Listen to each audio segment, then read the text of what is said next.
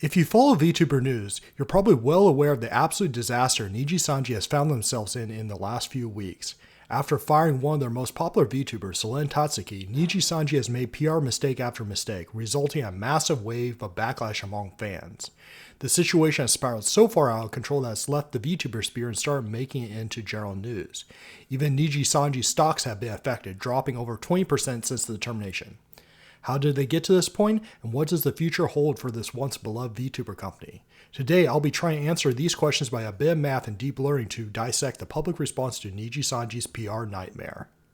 Before we start doing any analysis, let's quickly recap how Nijisanji got into this situation.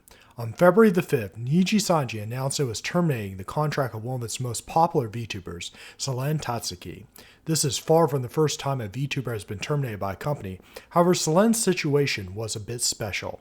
This is because the termination statement released by Nijisanji themselves included allegations that Selen had experienced mismanagement and even bullying in the company. Upon being terminated, Selen herself would confirm these allegations by posting on her personal account, further revealing that she had tried to take her own life because of this bullying. These revelations, coupled with accounts from various individuals that had once worked at Nijisanji, resulted in a growing storm of public discontent with the company. In response to this, Nijisanji decided to turn to some of their most popular VTubers to defend their reputation.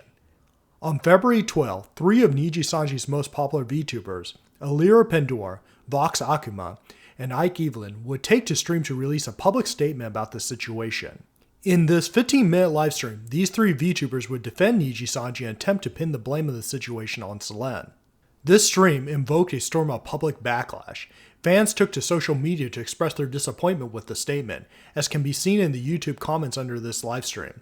While Nijisanji themselves have been the target of criticism of fans, the VTubers working under them now became the target of public anger, resulting in the loss of tens of thousands of subscribers per channel. To this day, Nijisanji's VTubers still continue to lose subscribers, suggesting that the situation is far from over.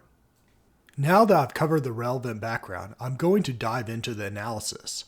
I will focus primarily on the response to Alira's livestream. I've chosen to do this because this stream represents a tipping point in perception of not only Nijisanji, but also their VTubers as well. By understanding what caused such backlash, I can gain insight into what's going on in the minds of Nijisanji's audience. One thing that will greatly help me is that these VTubers made their statements during a live stream. Because of this, I have access to real-time responses to every statement made in the form of chat data. I'm going to use this chat data to answer two important questions to gain insight into public sentiment during this live stream. First, I will try to identify which parts of the live stream elicited the most positive or negative reactions from the audience. Understanding these aspects of audience feedback might give us some insights into what would be the best strategy for Nijisanji's future communications. By analyzing this, we might gain insights into what Nijisanji will, or rather, should do next. Second, I will explore whether there were differences in the responses between fans and casual viewers. This will allow me to see how Nijisanji might be able to target their responses to specifically reassure their fan base on the matter. To understand our audience's reactions throughout the stream, I'm going to leverage sentiment analysis. This technique utilizes a pre-trained model to assess the tone of text, identifying if it's positive, neutral, or negative. These models generally tend to be based on neural networks. Specifically, I'm going to be using a model based on the Transformer Neural Network BERT, which has been trained to classify messages based on sentiment. Let's run through a simple example to gain some intuition on how this works. Consider the phrase, VTubers are cool. If we feed this bit of text into our model, it will both process each individual word within the text and use what's called an attention mechanism to figure out what each word is trying to convey within the context of the other words. Utilizing this information, the model predicts that the sentiment is positive, with a 94% certainty. Neutrality and negative are assigned extremely small probabilities. Essentially, the model outputs a three-dimensional representation of the text indicating the likelihood of each sentiment category. To simplify our analysis, I'm going to reduce this three-dimensional representation into a single number called a sentiment score. By subtracting the negative probability from the positive and disregarding neutrality, we can obtain a score for our text ranging from -1, entirely negative, to 1, entirely positive. By doing this, I can represent the message's underlying emotional tone as a single number. Let's demonstrate this with some livestream chat examples. An enthusiastic message like, "We love you, Alira," garners a score of close to 1, reflecting strong positivity. A mild "aw" gets a lower yet positive score, whereas "what's happening" might lean towards neutral or slightly negative. On the other hand, "this is just being a mouthpiece" indicates moderate negativity, and "this is not helping" in all caps scores nearly -1, denoting profound negativity. Through this metric, I'm able to quantify positivity or negativity of audience messages on a nuanced scale. Whenever we are trying to analyze data, it's important that we understand the limitations of our approach and the assumptions we are making. Let me run through some of these key limitations and assumptions for my approach. First, the model I am using has been trained to classify the sentiment of tweets, not YouTube chat data. Personally, I don't see this as an issue since YouTube chat data and tweets are pretty similar. They are both short bits of text that tend to include internet slang. That being said, one could imagine doing training on YouTube chat data to increase the accuracy of our approach. Second, sentiment analysis can often lack contextual understanding. Nuances like sarcasm and inside jokes can often be lost in sentiment analysis. I think it's reasonable to use sentiment analysis for this stream because we are evaluating straightforward audience responses to statements made on stream. However, I wouldn't consider applying sentiment analysis alone to a normal live stream. In my experience, it can lead to misleading results due to this lack of contextual understanding. Finally, I'm making the assumption that the messages sent in chat are a representative sample of the population watching. There are many reasons why this might not be the case. For example, those with extremely negative sentiments might simply choose not to send messages. Unfortunately, we don't have access to the opinions of those who don't speak in chat. With that all out of the way, we can finally look at our results. Note that I'll be showing an outline of the subsections of the stream on top for reference. The chat sentiment score initially starts off high at an average of 0.4, but drops to around -0.4 by the 6-minute mark and stays low throughout the rest of the stream. This decline occurs throughout Alira's section of the stream and at the beginning of Vox's section. We can also see a spike in the sentiment when Vox begins his section of the stream. Smaller dips occur around the 10 and 13-minute marks. One additional useful metric that we can use to find interesting parts of the stream is the derivative of the sentiment. Let's do this and see if we can identify any other sections of the stream where the sentiment score drastically changed. Previously, we saw in the sentiment dynamics that there was a decrease in sentiment during Alira's section of the stream. Here, our results suggest that we might be able to split this decrease into two separate dips.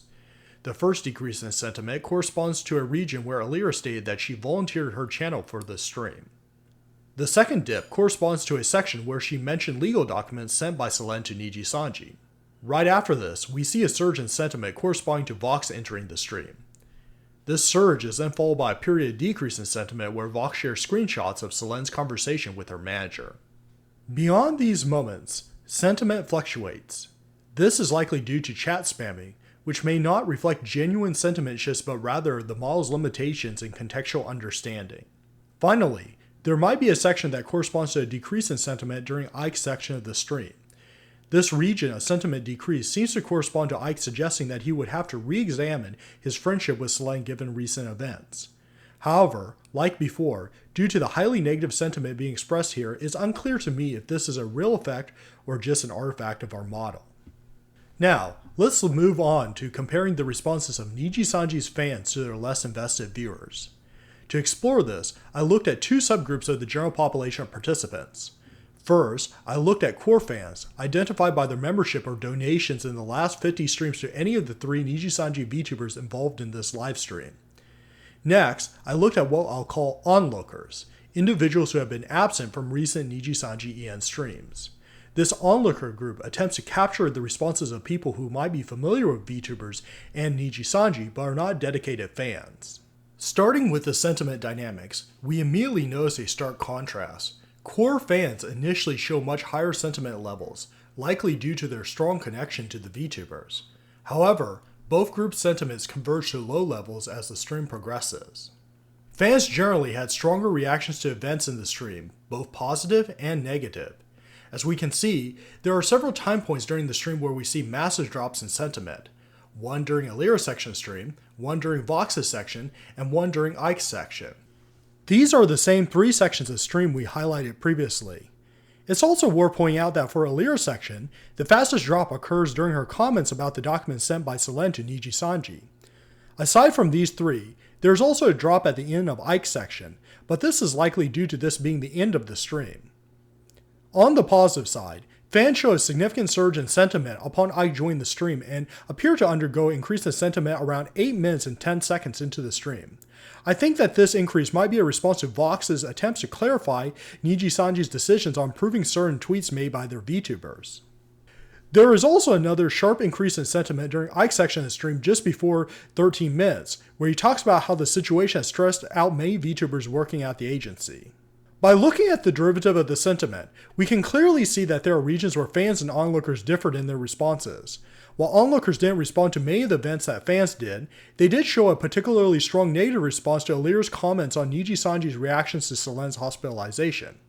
If I had to guess why, it's probably because onlookers felt there were brief comments of the matter to suggest that Nijisanji and their VTubers didn't really take much action in response to such a serious event. Having seen all the data, let's try to pull out some key takeaways from this analysis.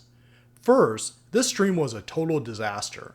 Regardless of whether you were a core fan or a less invested viewer, your sentiment likely drastically decreased regardless of how positive you were at the beginning. Next, there were 3 main events which appeared to significantly decrease fan sentiment during the stream.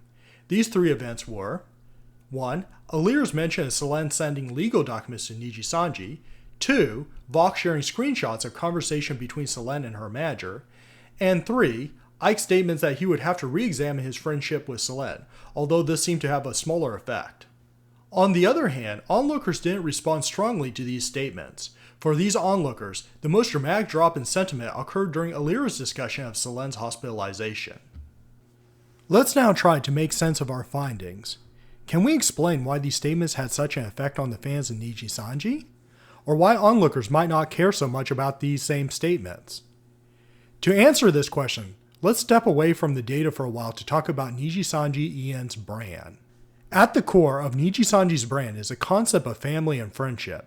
Nijisanji has crafted a brand narrative centered around the idea that VTubers are a tightly knit family.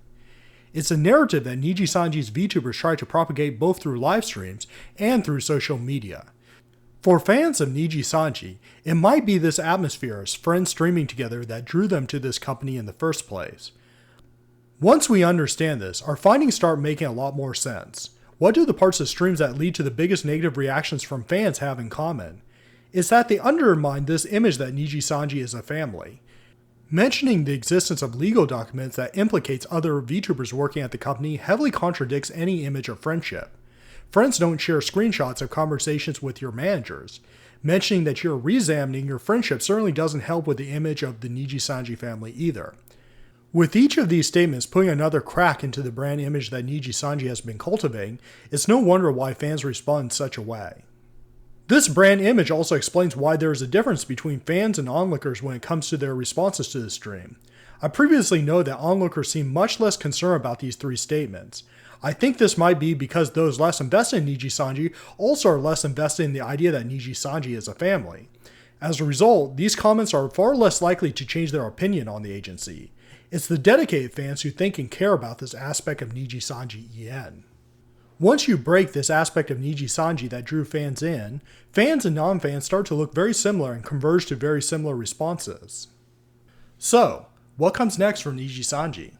I believe that the only option for Nijisanji to keep its fans loyal will be to avoid making any more statements on Selen and instead work on rebuilding its brand image of the Nijisanji family.